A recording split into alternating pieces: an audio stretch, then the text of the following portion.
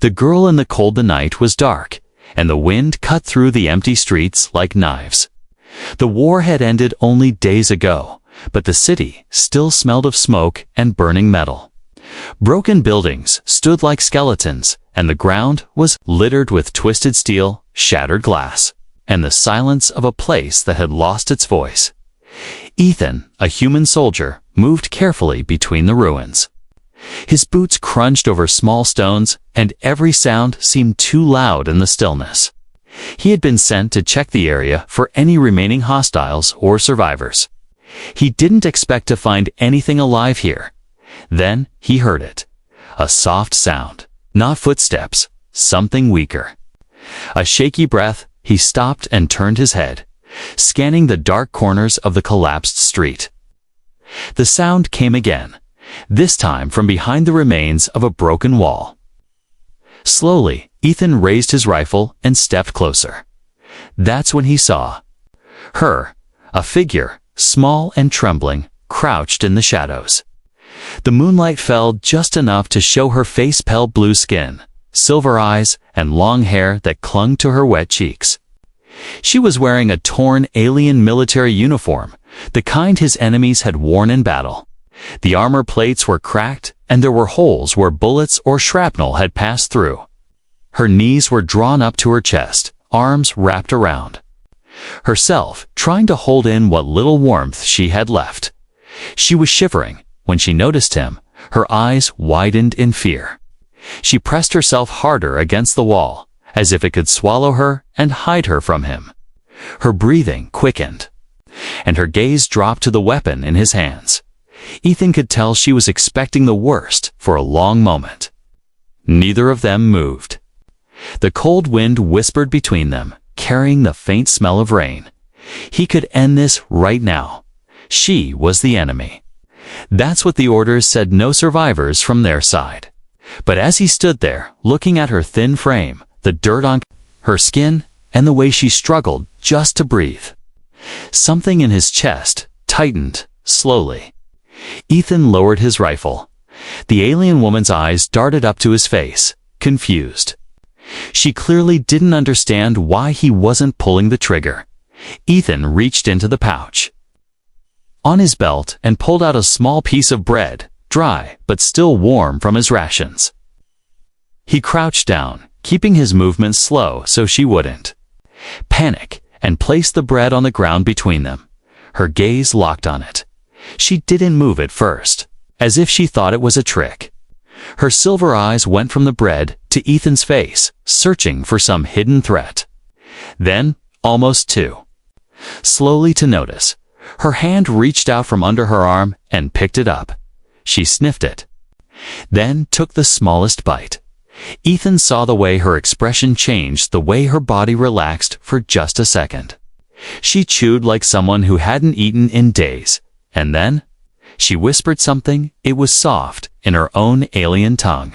A sound was strange, yet beautiful, like music from a far-off world. He didn't understand it, but her tone wasn't angry. It was gentle, almost emotional. She looked at him again, her lips trembling, and said the word once more. Ethan didn't know that the word she spoke meant love. For her, that single act, offering food instead of violence, was something she had never expected from a human. Not in war. Not ever. The rain began to fall again, lightly at first, then harder. Ethan looked at her shaking hands, her thin clothes, and the wound on her arm she was trying to hide. He knew she wouldn't survive the night like this, and in that moment, he made a choice that would change both of their lives. He held out his hand. The alien woman froze, staring at it. For a long second, she didn't move. Then, slowly, she placed her small, cold hand into his. Her skin felt like ice, but her touch carried a strange kind of trust, fragile and new. Without a word, Ethan pulled her up and led her away from the broken wall, deeper into the ruins where he had set up a small campfire. She followed him, still holding on to his hand. And though neither of them knew it yet, this was the first step towards something neither human nor alien command would ever Understand the language barrier. The fire crackled in the ruins, its faint orange light fighting against the cold night air. Ethan sat on one side, leaning against a broken wall for cover. Across from him, the alien woman sat with the blanket he had found earlier, wrapped tightly around her shoulders. She kept glancing at him, quick, uncertain looks before her eyes darted back to the flames. Neither of them spoke. Ethan didn't know what to say. She didn't speak English, and he didn't speak whatever language her people used. All they had were glances and small gestures. But sometimes that was enough. He tore another piece from his rations, a strip of dried meat, and held it out. To her, she hesitated again, looking from the food to his face. Then she reached forward and took it, their fingers brushing for just a moment. When she tasted it, she chewed slowly, as if she wasn't sure she liked the flavor. But she finished it without complaint. "Better than nothing, huh?" Ethan muttered. Under his breath, she tilted her head at the sound of his voice, the way someone might at a curious bird song. Then she spoke softly, her tone light but with words he couldn't understand. The sounds were round, almost musical. He raised his hand slightly and shook his head. "Sorry, I don't speak your language." She blinked at him, then tried. Again, slower this time, as if that would help. He still didn't understand a single word. After a pause, she placed her palm on her chest. "Lysera." It took him a second. "Lysera," he repeated. Her eyes brightened slightly, and she nodded. Lysera, so that was her name. Ethan tapped his own chest. "Ethan." She tilted her head, then repeated, "E." Then, he smiled.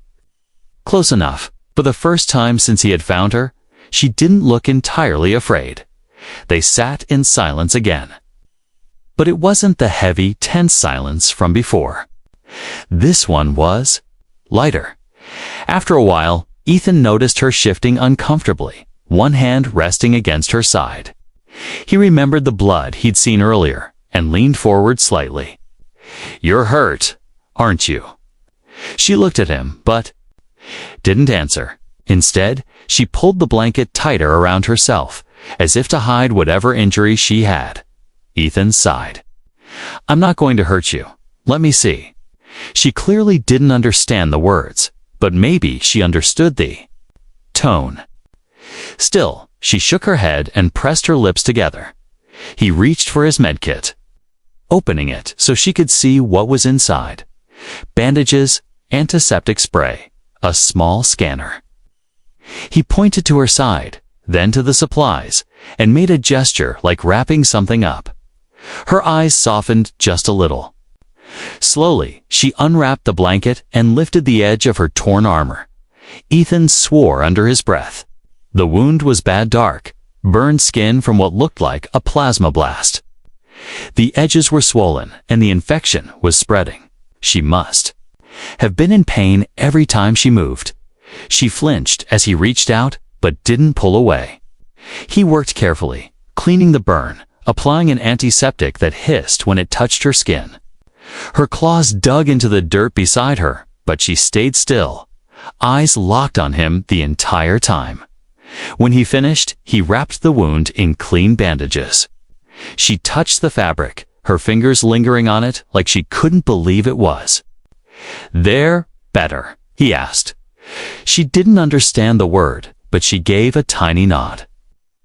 Then, almost shyly, she said that same strange word again, the one she had spoken when he first gave her bread. He still didn't know what it meant, but something in her voice told him it wasn't just a thank-you. They settled in for the night. Lysera sat closer to the fire this time, letting the heat touch her face. Her eyes closed for a moment, and when she opened them, she caught Ethan watching her. Instead of looking away, she simply held his gaze. It wasn't trust, not yet. But it was the beginning of something. As the wind howled outside, Ethan thought about the orders he was supposed to follow. Any alien soldier found alive was to be captured or eliminated. But when he looked at Herthan, Shivering, wounded, he couldn't see a threat. All he saw was someone who had been left behind, just like he had been once. Lysera shifted slightly and pointed at him. "Ethan," he nodded. "Yeah, Ethan." Then she touched her own chest. "Lysera." She repeated his name one more time, slowly, like she wanted to remember it forever. And when she finally lay down to sleep, it was with her head turned toward him, as if making sure he would still be there when she woke up. Ethan stayed awake a little longer, keeping watch. Somewhere deep inside, he knew protecting her was no longer just a choice. It was something he felt he had to do. The wound she hid mourning came slowly. The pale light of the rising sun slipped through the cracks in the broken walls. Touching the edges of the small fire Ethan had kept burning through the night. Ethan sat with his back to the wall, rifle resting across his knees. He had barely slept, but he wasn't tired. His eyes had stayed on Lysera most of the night, watching the slow rise and fall of her chest, making sure she was still breathing. When she finally stirred, her silver eyes blinked open. For a moment, she looked lost, like she had woken in a strange place. Then her gaze fell on him, and she relaxed slightly. Ethan gave a small nod. "Morning." She didn't understand the word, but she mimicked his nod in return. He offered her some water from his canteen. She took it carefully, sipping like every drop mattered. But as she lowered it, Ethan noticed something. Her hand trembled. Not from cold this time, but from weakness. He frowned. The memory of the dark stain on her uniform came back to him. "Let me check that wound again," he said, quietly. She froze, her fingers tightening around the blanket. Ethan set the canteen down and tried again. This time, using his hands to mime what he meant, pointing to her side, making a wrapping motion, then holding up the medkit. Lysera shook her head. Quickly, looking away. Ethan leaned forward. "If you don't let me help, it's going to get worse." She didn't understand the words, but she caught his tone, firm, worried. Still, she kept her arm across her side, refusing to move. Ethan exhaled through his nose. He could see she was afraid, not of him hurting her, but maybe of showing weakness. She was a soldier, and soldiers didn't like looking fragile, especially in front of an enemy. He reached into his pocket and pulled out the last piece of bread from his rations. Slowly, he placed it on the blanket in her lap. Her eyes darted from the bread to his face. "Please," he said softly. For a long moment, she didn't move. Then, with a small sigh, she set the bread aside and loosened her blanket. Beneath it, the side of her uniform was still torn open from last night's inspection. The bandages he had wrapped were stained through with fresh blood. When she lifted them, Ethan's jaw tightened. The wound had reopened. The edges were angry red, and the infection was spreading faster than he expected. It was a deep plasma burn, the kind that didn't just cut tits, seared through skin and muscle. "How long have you had this?" Ethan asked, though he knew she wouldn't answer in words he could understand. Lysera avoided his gaze.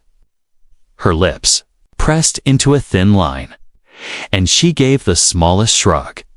Ethan grabbed his medkit and went to work. He cleaned the wound again, this time more thoroughly.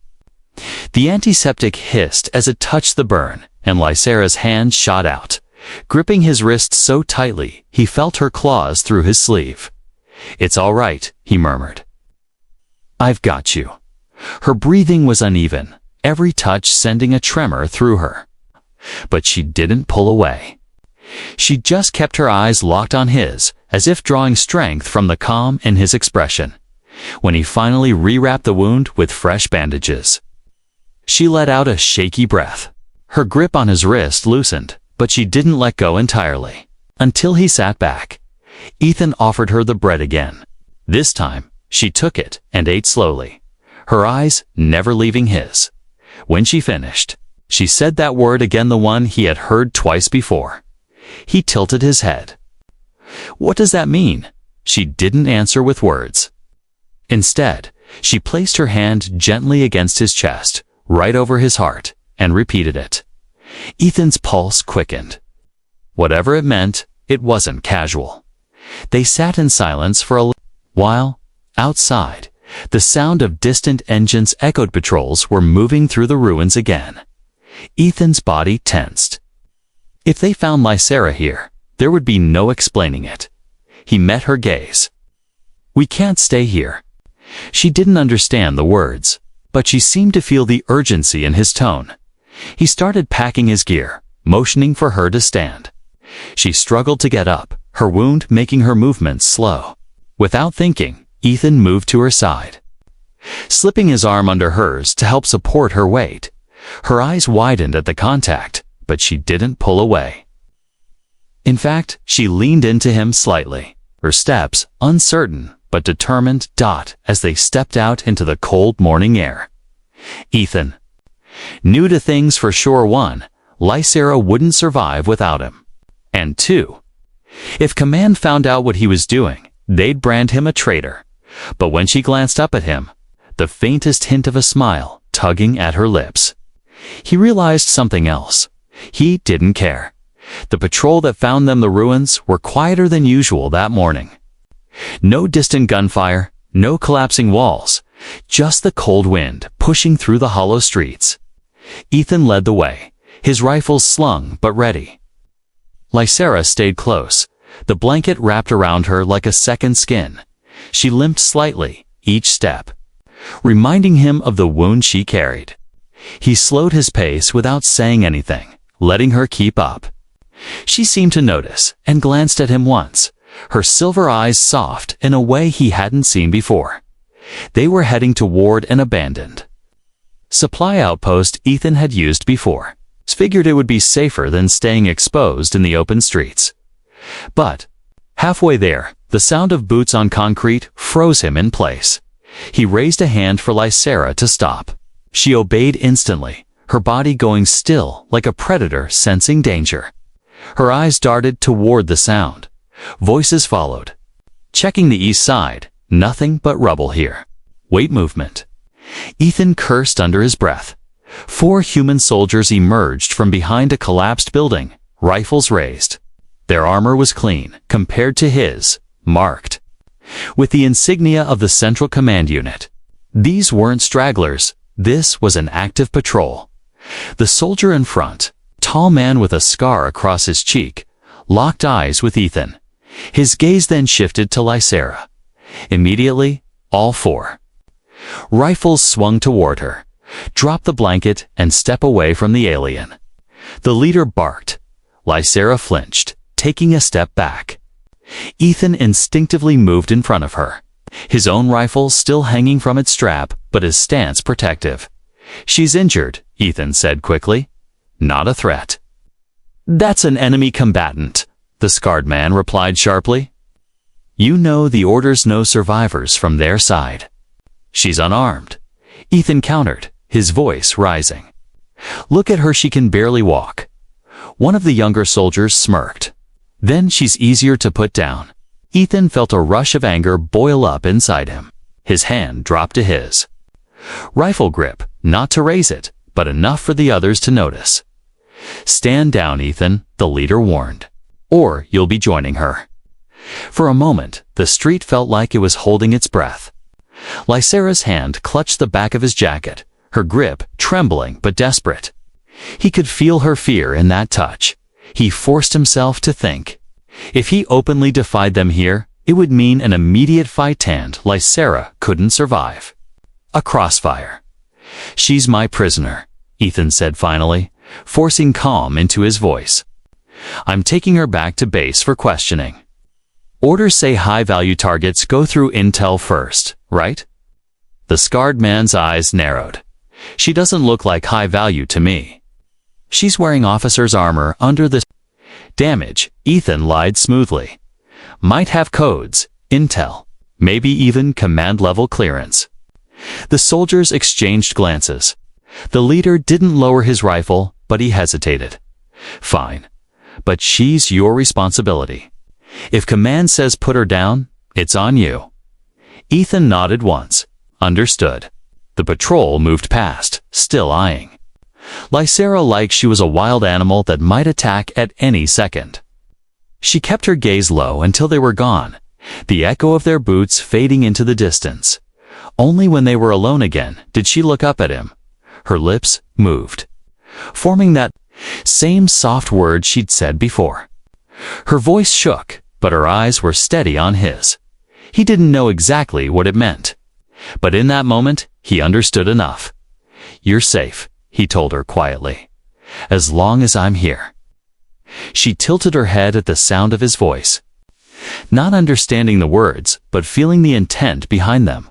They kept moving, this time faster. The supply outpost wasn't far now, and Ethan knew they needed shelter before another patrol crossed their path. When they finally reached the outpost, he checked every corner before leading her inside. The building smelled of dust and rusted metal.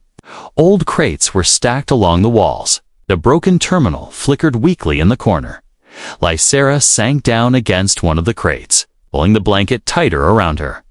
She was breathing hard, her wound clearly aching after the tense walk.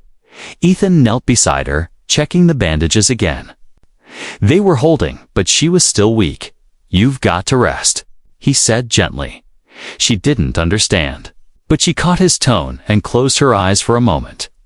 Ethan leaned back against the crate beside her, rifle in his lap, listening for any sounds outside.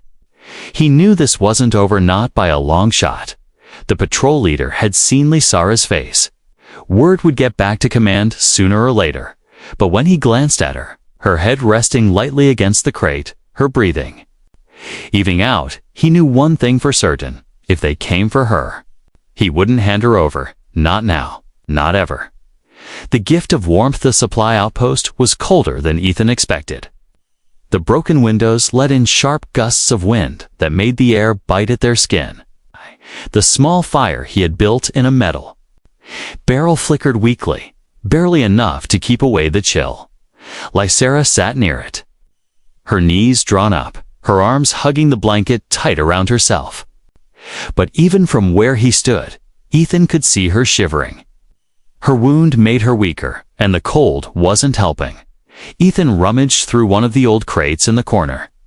Most of it was junk, broken tools, dented canteens, pieces of armor, too damaged to fix. But at the bottom, he found something useful: an old, worn military-issue thermal blanket. It wasn't much, but it was thick and still in good condition. He pulled it out and walked over to her. Her eyes followed him the whole way, cautious but curious. "Here," he said softly, kneeling in front of her. "This'll help." She didn't understand the words, but she understood the gesture. Ethan opened the blanket and draped it over her shoulders, making sure it covered her completely. The moment it settled around her, he saw the small relief in her expression, the way her shoulders relaxed just slightly. She touched the fabric with both hands, her fingers sliding over the smooth material as if she had never felt anything so soft.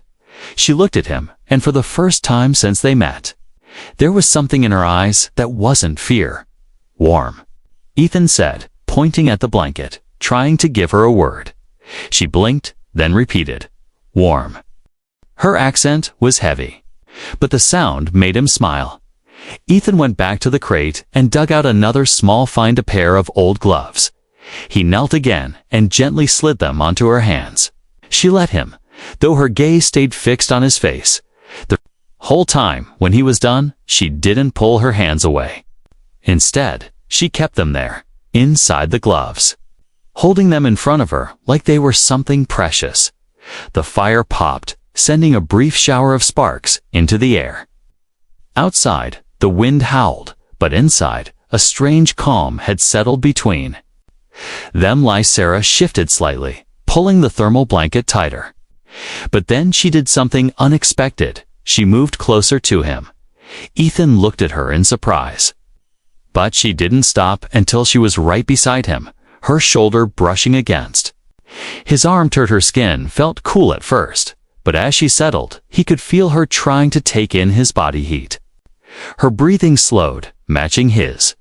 For a while, they just sat like that, the fire warming their faces while the cold rattled the broken walls. Then she spoke again, soft, almost hesitant. That same word he had heard before.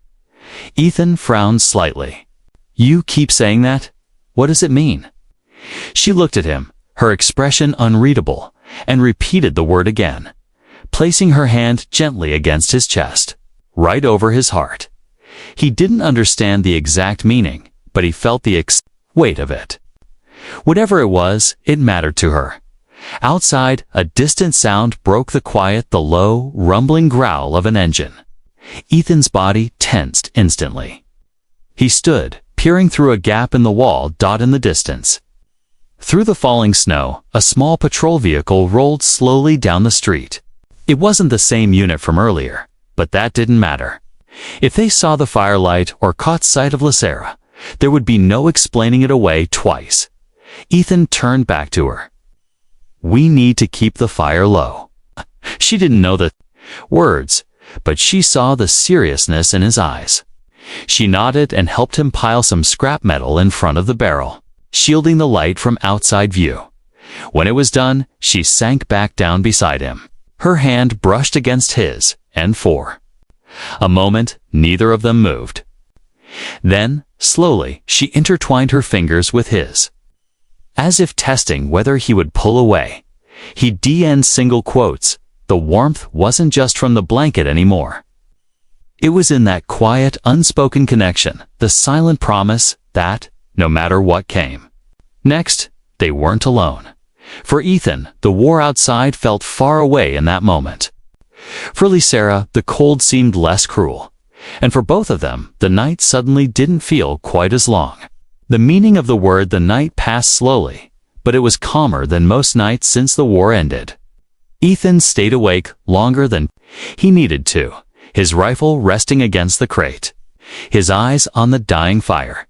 Lysera had fallen asleep beside him, wrapped in the thermal blanket, her breathing steady.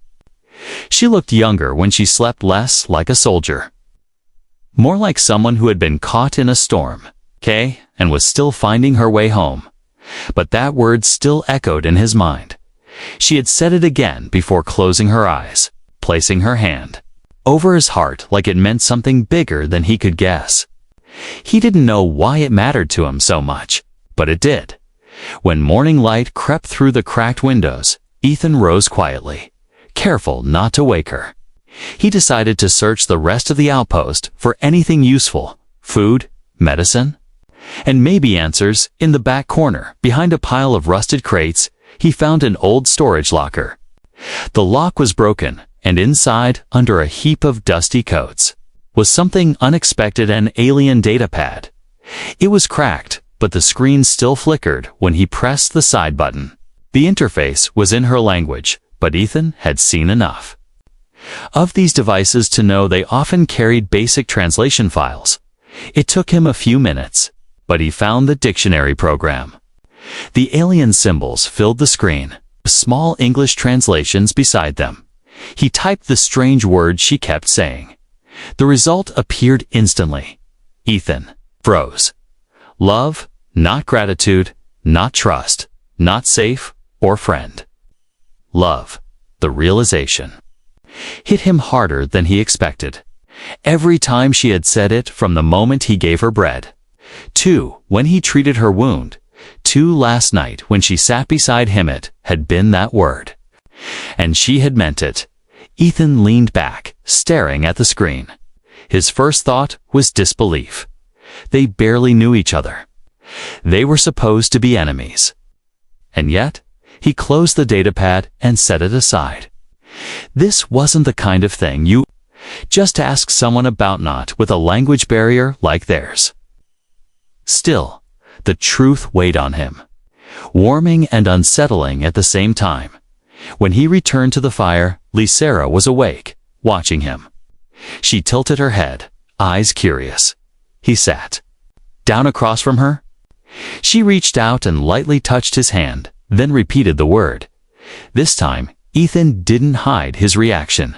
He met her gaze and said softly, I know what it means now.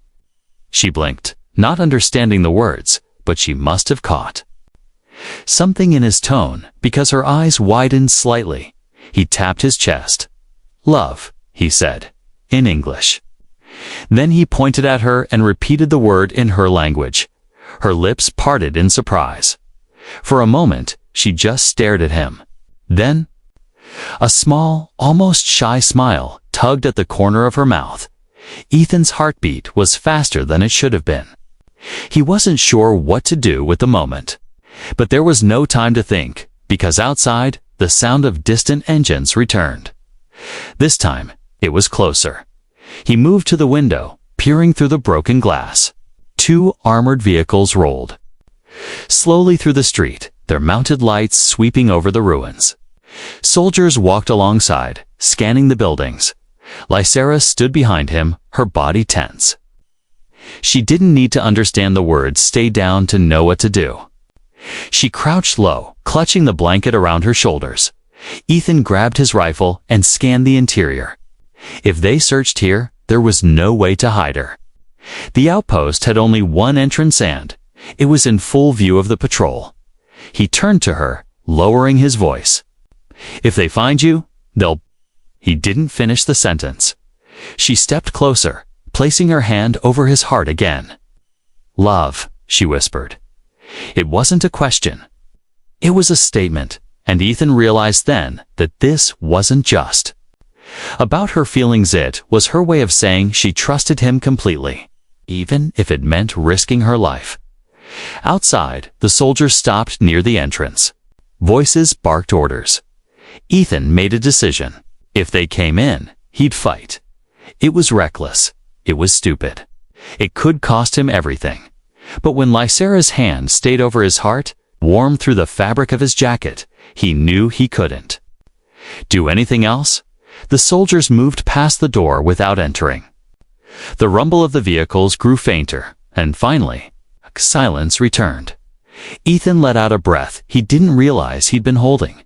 Lysera watched him closely, reading his relief, even without words. When he sat down again, she moved beside him. This time, she didn't just sit near him. She rested her head lightly against his shoulder. They stayed like that for a long time, the fire slowly dying, the cold morning light spilling into the room. And though the war was still out there, Ethan knew something had already changed. Choosing her over orders the morning was too quiet. Ethan sat against the wall of the outpost, staring at the dying fire. He had been awake for hours, running the same thought through his head over and over. What happens next? Lysera sat nearby, wrapped in the thermal blanket. She looked better than the day he found her, less pale, more steady, but her wound was still healing. She didn't speak much, just watched him with those silver eyes, as if she knew something was on his mind. When the radio on his belt crackled, Ethan's stomach tightened. Bravo 3 report in, a voice said. He hesitated before answering. This is Bravo 3. Location secure. Copy, the voice replied. Command has new orders. All units are to return to base immediately. High priority cleanup. Any remaining alien forces in the sector are to be terminated on site. The last words hit him like a punch. He glanced at Lysera. She was looking at him now, her expression calm but questioning. She couldn't understand the words, but she knew enough from his face that something was wrong. Ethan turned the radio off without responding. Returning to base meant one thing: he couldn't take her with him. If command saw her, they wouldn't care that she was unarmed, injured, or no threat. She would be gone before he could say a word. He sat there for a long moment, thinking. The smart choice was to leave her here, give her some supplies, and hope she survived on her own. That was the choice that kept him safe. But as he watched her, remembering the cold night he found her, the way she had whispered that word again and again, he realized something. He didn't want the smart choice. He wanted her to live. Come on, he said, standing. He gestured toward the door. We can't stay here. She tilted her head but obeyed, pulling the blanket tight around her. He led her out into the street, away from the direction of the base. For hours they walked through the ruins, keeping low, taking side streets. Snow had started falling again, quiet and soft, covering the broken city in white. Finally, they reached the outskirts beyond the patrol routes, where the ruins gave way to open hills and forest. Here, the war had touched less of the land. There was life, trees, the distant sound of running water. Ethan stopped near an old farmhouse.